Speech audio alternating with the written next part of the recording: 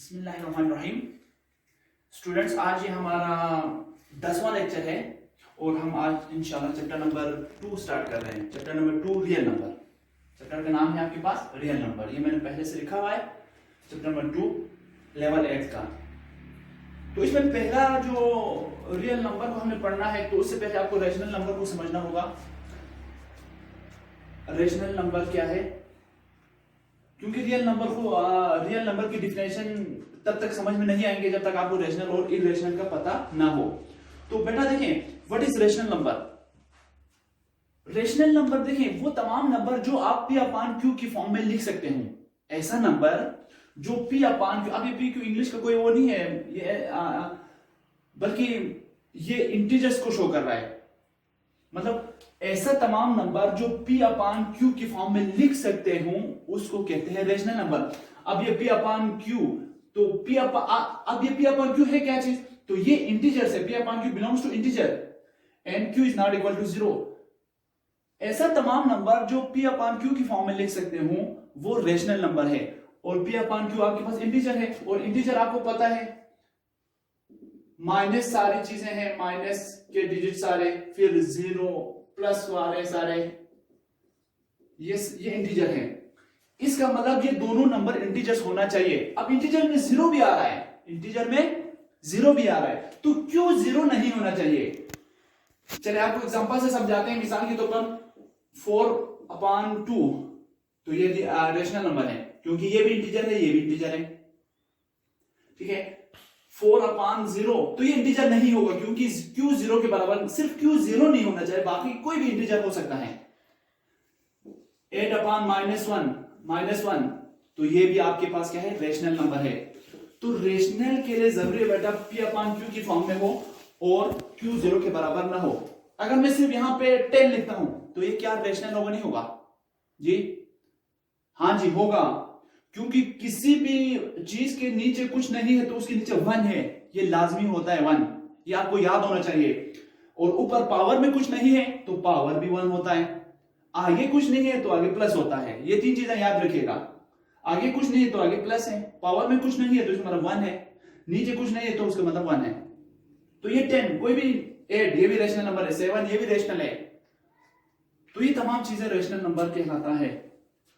और वो तमाम चीजें जो पी अपान क्यू की फॉर्म में मौजूद ना हो उसको इर्रेशनल नंबर कहते हैं, उसको इर्रेशनल नंबर। अगला वो है इर्रेशनल नंबर, वो तमाम नंबर जो पी अपान क्यू की फॉर्म में ना हो, that is not in the form of P upon Q. वो तमाम नंबर जो पी अपान क्यू की फॉर्म में मौजूद ना हो वो इर्रेशनल नंबर कहलाता है। जैसे रूट वाले नंबर, √2, तो √2 बेशक इसके नीचे 1 तो है, लेकिन √2 तो आपके पास इंटीजर तो नहीं है ना, आपके पास है क्या, √2 नहीं है, तो ये इर्रेशनल नंबर होगा। वो तमाम नंबर जो पी अपान क्यू की फॉर्म में ना हो और पी और क्यू इंटीजर हो तो उसको इर्रेशनल नंबर कहते हैं। यहां तक था रेशनल और इर्रेशनल नंबर, रेशनल और इर्रेशनल नंबर। अब what is real number. Real number, तमाम रेशनल और इर्रेशनल नंबर को रियल नंबर कहते हैं। आप इसको union of rational and irrational भी कह सकते हैं इसकी डेफिनेशन में। ठीक है, रियल नंबर क्या चीज है, the union of, real number क्या चीज है बेटा, real numbers union of rational and, union of rational and irrational number, rational and irrational numbers. Real number मिसाल R से अगर शो करते हैं तो रेशनल को Q से, यूनियन ऑफ इर्रेशनल को Q के ऊपर एक इस तरह डैश लगाते हैं। तो ये आपके पास रियल नंबर की डिफिनेशन है। अच्छा, इसके बाद एक और रियल नंबर आप समझ गए होंगे। तमाम रेशनल नंबर और इर्रेशनल नंबर को रियल नंबर कहते हैं। फिर आगे चलते हैं बेटा, आगे कुछ और छोटे छोटे टॉपिक्स हैं।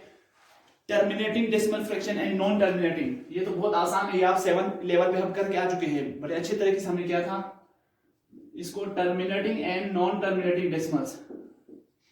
टर्मिनेटिंग डेसिमल्स टॉपिक क्या है, टर्मिनेटिंग डेसिमल फ्रैक्शंस,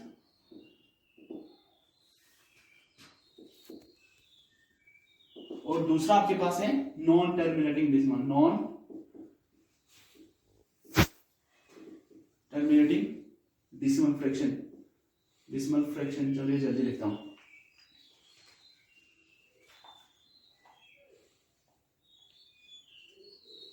देखिए ऐसा टर्मिनेटिंग डेसिमल फ्रैक्शंस का मतलब है ऐसा नंबर जिसमें डेसिमल पॉइंट के बाद जो नंबर आता है वो महदूद हो।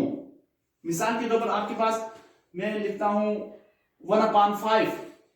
टर्मिनेट का मतलब होता है खत्म होना, टर्मिनेट का मतलब होता है रुक जाना, टर्मिनेट, ठीक है। तो 1/5 है मिसाल के तौर पर, तो अगर इसको हम डिवाइड करते हैं तो 1 अंदर जाएगा, 5 बाहर आएंगे, ठीक है। 1 है तो 0 बढ़ाए, यहां पे पॉइंट लगाए, 5 to the 10, तो देखो ये खत्म हो गया, अब ये आगे डिवीजन नहीं बढ़ रहा।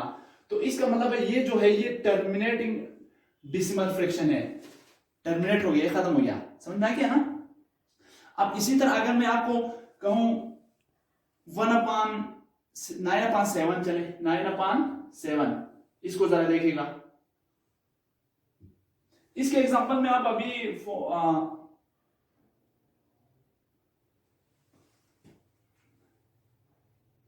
चलिए पहले इसके एग्जांपल को देखें। 9/7 है मिसाल के तौर पर, ठीक है। तो 9 अंदर जाएगा, ठीक है, 7 बाहर आएगा, 7 1 7, 8 9, 2 बच गया, ठीक है। तो ये बड़ा है ये छोटा है, तो पॉइंट बढ़ाएंगे आप 0 लगेंगे, ठीक है। 7 दूनी 7, 7 to the 14, अच्छा 19 20, 6 बच गया, ठीक है, 6 बच गया, फिर 0 बढ़ाए, 7 8 56, मैं सही कर रहा हूं ना, देखते जाए, 4 बच गया। अब ये देखिए चलता ही जाएगा, ये बढ़ते ही जाएंगे, 7 5 35, फिर 5 बच गया, फिर 0 बच गया, 7 7 49, देखिए खत्म ही नहीं हो रहा, ये क्या हो रहा है, खत्म ही नहीं हो रहा, अभी ये बढ़ रहा है, अभी चलते ही जाएंगे, खत्म ही नहीं होगा। मींस ये नॉन टर्मिनेटिंग डेसिमल फ्रैक्शन है, ये क्या है आपके पास, नॉन टर्मिनेटिंग डेसिमल फ्रैक्शन। ये देखें ये खत्म ही नहीं होगा, ये टर्मिनेट नहीं होगा, तो इसको कहते हैं नॉन टर्मिनेटिंग डेसिमल फ्रैक्शन, इसको कहते हैं टर्मिनेटिंग डेसिमल फ्रैक्शन। इसका मिसाल 1/2 हो, ये भी तो हो सकता है ना। देखो अभी इसको भी डिवाइड करें तो आपके पास टर्मिनेट हो जाएगा, 0 बढ़ाए 2 5 10, ये देखो खत्म हुआ नहीं हुआ, 2 5 10, बस इसका क्या है 0.5, ये देखो, ठीक है। इसी तरह हजारों एग्जांपल्स है आपके बुक में भी हैं। तो ये नॉन टर्मिनेटिंग डेसिमल फ्रैक्शन की ये अच्छा एक्सरसाइज 2.1 में आप देखिएगा जरा, बहुत ही आसान है।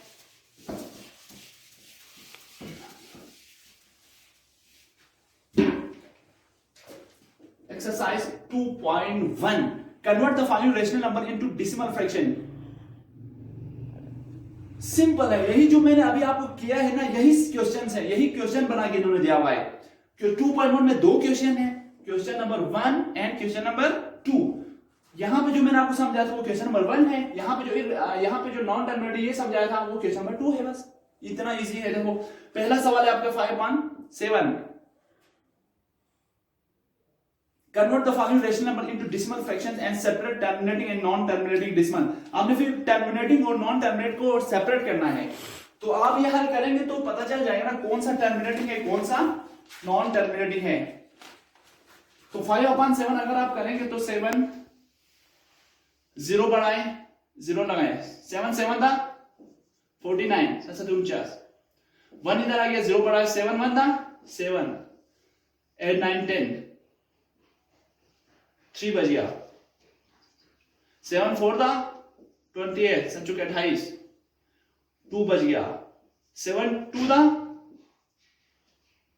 14, 6 बज गया, 7 8 56, 4 बज गया। तो ये लग रहा है मेरे ख्याल में ये नॉन टर्मिनेटिंग है, देखो ये चलता ही जा रहा है, ठीक है। समझ में आ गया? आप लोग आंसर भी चेक कर लीजिएगा, जब आप हल करेंगे तो साथ साथ आंसर भी देखते जाएं, ठीक है बेटा जी। ये नॉन टर्मिनेटिंग है, देखो ये चलता ही जा रहा है। बुक के आंसर में 0.714 तक ही रखा हुआ है उन्होंने, फिर डॉट डॉट लगाया हुआ है, तो देखिए ये हमने इसको फ्रैक्शन में चेंज कर उसमें डेसिमल में चेंज कर दिया और ये खत्म ही नहीं हो रहा है, इसका मतलब ये नॉन टर्मिनेटिंग डेसिमल फ्रैक्शन है। इसी तरह से करना है, बहुत ही आसान है, यही आंसर है। देखें क्वेश्चन नंबर 1 भी यही है, 2 भी यही है। 1 2 आपने इसी तरह से करना है। ठीक है बेटा, ये 1 और 2 आपने करना है, होमवर्क है, बहुत ही आसान है, ये मैंने आपको समझा दिया।